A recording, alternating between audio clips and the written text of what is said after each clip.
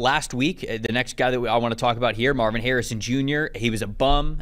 He was a CFL backup last week. Could barely even play in the league. Looked like he didn't even play the game of football before. I'm kidding, obviously, being extremely hyperbolic there. But week 2, a lot better. Bounce back performance. Now, there's some things that go into, like, it was a lot of broken plays. It was a lot of Kyler Murray magic. But still, when Kyler was breaking the pocket and escaping and getting away from pressure, where was he looking early and often in this game? Marvin Harrison Jr. And so, he talked about that in the post game. He's like, look, my job is not to dial things up for Marvin Harrison Jr. Like, our offensive coordinator is dialing those things up. And if Marvin's a primary read, or if I get to Marvin Harrison Jr., so be it. But certainly in week 1, it just didn't look like that. You and I talked about how it's not that MHJ was slow in week 1. It almost looked like he wasn't operating at full speed. It looked like there was still more in the tank from him, and I think we saw that much more so here in week 2. I went back and I watched all of his receiving snaps, and he did. It almost looked like he just kind of snapped into gear for this week 2 game. 4 catches, 130 yards, 2 touchdowns, 33.3 threat percentage there. The speed, it's not, I don't think Marvin Harrison Jr. is going to kill you with speed at the NFL level. It's good. It's not great. He's going to be maybe a little bit more of a contested catch receiver than some people were willing to admit when he was coming out of Ohio State. But that's okay, because on the first touchdown that you saw, he's got such beautiful footwork. He's got great hand-eye coordination, whether it's short routes, intermediate, deep routes, tracking things deep. The technique of how he is setting up defenders, getting to their blind spots if they're shuffling, or being able to attack different types of inside and outside leverage. He's going to do all of these things, and he's going to look like a complete receiver. He's got the ability to run every route in the route tree, if you will. It's just not going to...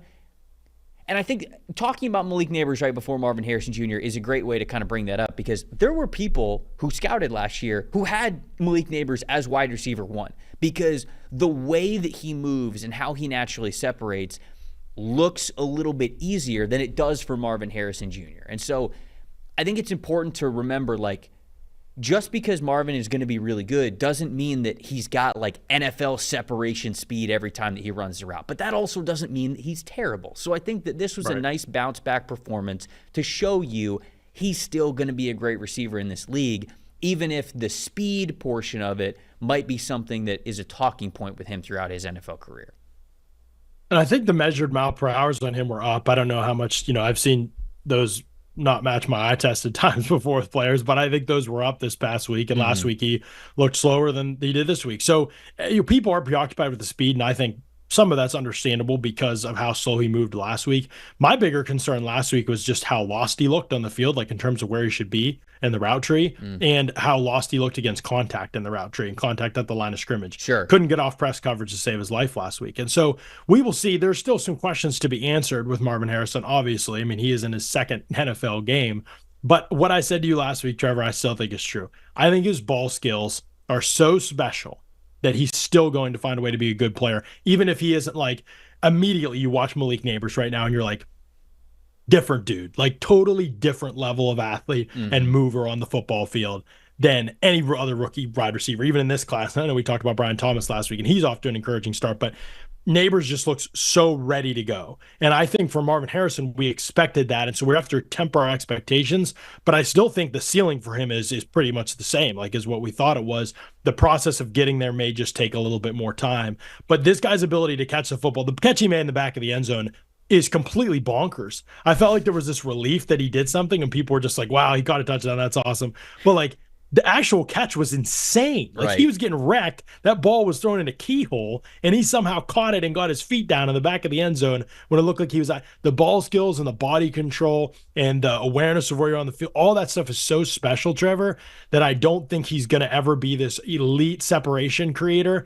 But whether it's Hopkins or Larry Fitzgerald or other players that you want to, Fitzgerald's game obviously evolving over time, made his longevity and we'll see. I think Harrison could eventually be all of those different things to fit into those different types of molds of receiver and still be successful, even if he isn't it doesn't have every single athletic trait to the max that you ever could have wanted. Yeah, and I think the truth, obviously, with MHJ over the last 2 weeks is somewhere in between, right? You look at the 130 yards and the 2 touchdowns and the big catches. I mean, it was 130 yards off of 4 catches, right? So it's again, you look at most of his catches, or at least the big ones that he had, they were Kyler Murray broken plays. So it's kind of like a scramble drill. You're trying to find the open space. You're trying to find the space in between coverage. And that was a good amount of his catches there. It wasn't like straight, okay, I'm winning off the break point of the route. You're hitting me in stride. It was a really good rhythm type of a route and a catch, or sorry, a throw and a catch that happened there. We didn't really see that a ton this week, albeit with great production numbers for him in the stat sheet. So again, the truth I think is in between there for him. It's going to take a little bit of time for him to sort of master the technique and timing that he needs to at the NFL level. But you mentioned the ball skills are something that you could always lean on with Marvin Harrison Jr. So I think that he is going to be totally fine. Rest assured, fantasy football people,